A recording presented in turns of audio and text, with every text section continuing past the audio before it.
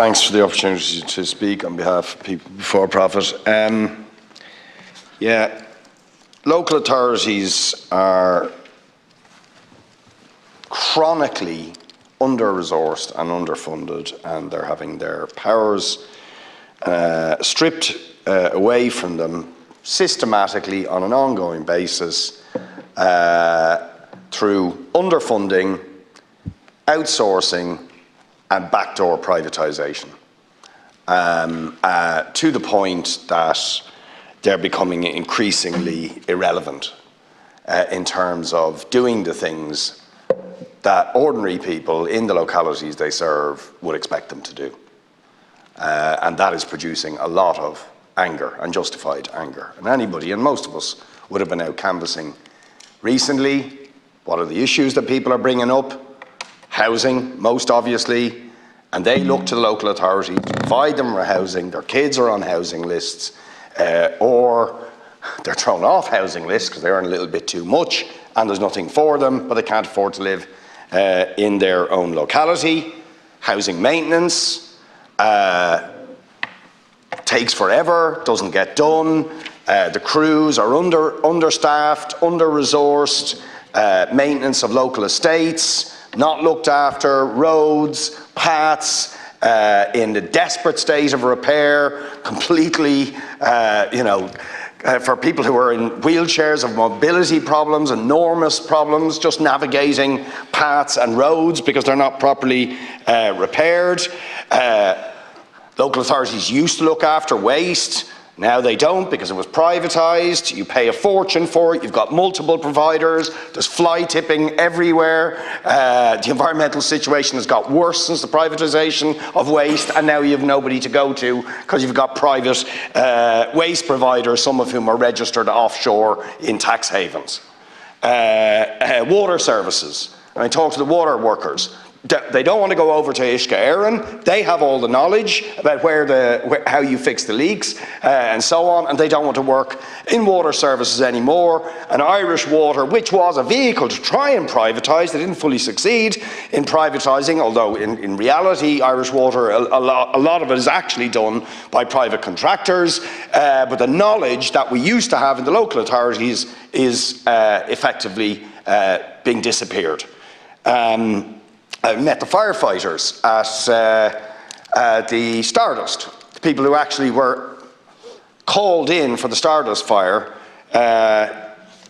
and they were describing, the first thing they wanted to talk to me about, how the absolute lack of fire cover that we have and the potential for disasters like the Stardust to happen again because of the lack of resourcing for fire services.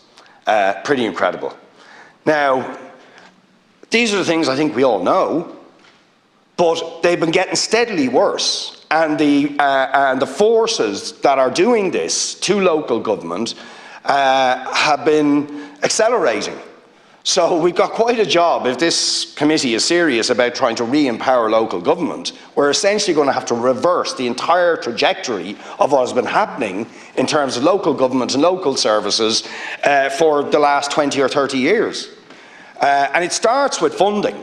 I mean, in France, 40% of all public spending goes through local government. Here, it's 7%.